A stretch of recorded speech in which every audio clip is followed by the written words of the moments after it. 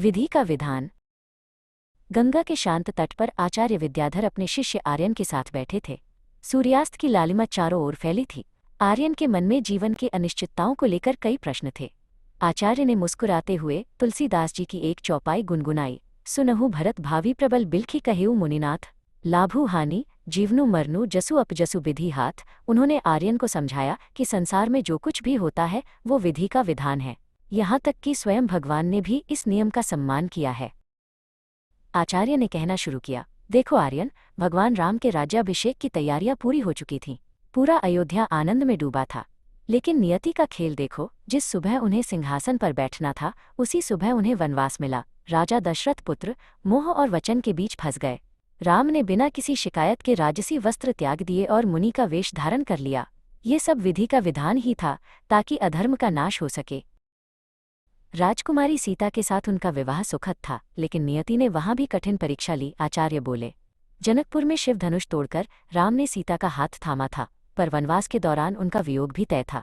महलों में रहने वाली राजकुमारी को कंकरीले रास्तों पर चलना पड़ा। लाभ और हानि, सुख और दुख, सब उस परम सत्ता के हाथ में है, जिसे राम और सीता ने सहजता से स्वीकार किया। आर्यन ने पूछा, आचार्य, क्या शक्तिशाली लोग भी भाग्य को नहीं बदल सकते? आचार्य ने उत्तर दिया, रावण जैसा त्रिलोक विजेता और कंस जैसा क्रूर राजा, जिनके पास अपार शक्तियां थीं, वे भी विधि के विधान को नहीं बदल सके। रावण को अपनी अमरता का दंभ था और कंस ने अपनी मृत्यु को टालने के लिए हर संभव जतन किए, लेकिन अंततः काल के चक्र ने उन्हें वहीं पहुंचाया जहां उनका भाग्य लिखा था। भगवान कृष्ण का जीवन तो जन्म से ही संघर्षों की कहानी है। आचार्य ने आगे कहा, उनका जन्म कारागार में हुआ, जहां पहरेदार और जंजीरें पहरा दे रही थीं। लेकिन नियति को कौन रोक सकता था? घनघोर वर्षा और उफनती यमुना के बीच वासुदेव उन्हें सुरक्षित स्थान पर ले गए।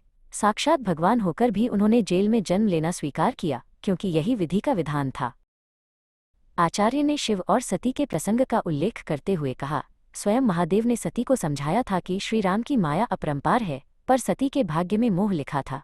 सती का आत्मदाह और शिव का वैराग्य, ये सब सृष्टि के बड़े उद्देश्यों की पूर्ति के लिए हुआ। यहाँ तक कि देवों के देव महादेव भी अपनी अर्धांगिनी के वियोग के विधान को नहीं टाल सके, क्योंकि हर घटना के पीछे ईश्वर की एक व्यापक योजना होती है।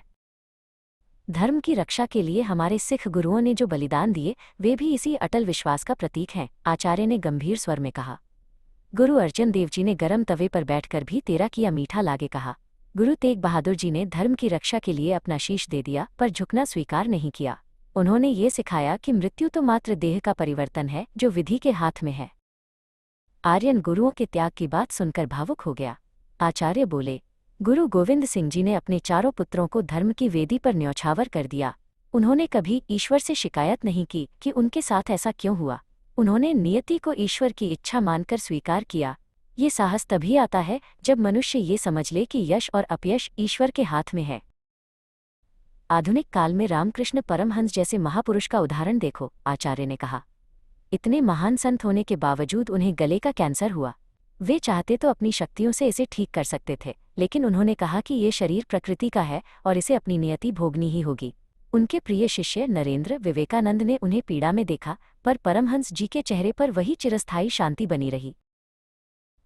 अंत में आचार्य ने आर्यन के सिर पर हाथ रखकर कहा, पुत्र, लाभ हानि, जीवन मरण और यश अपयश हमारे वश में नहीं है। इसलिए व्यर्थ की चिंता छोड़ दो, सरल बनो, सहज रहो और केवल अपने धर्म कर्तव्य का पालन करो। जो विधि ने लिखा है वो होकर रहेगा, पर तुम्हारा धैर्य और धर्म ही तुम्हें इस संसार में अमर बनाएगा। आर्यन को अपने प्रश्नों के उत्तर मिल चुके थे। उसने आचार्य के चरण स्पर्श किए।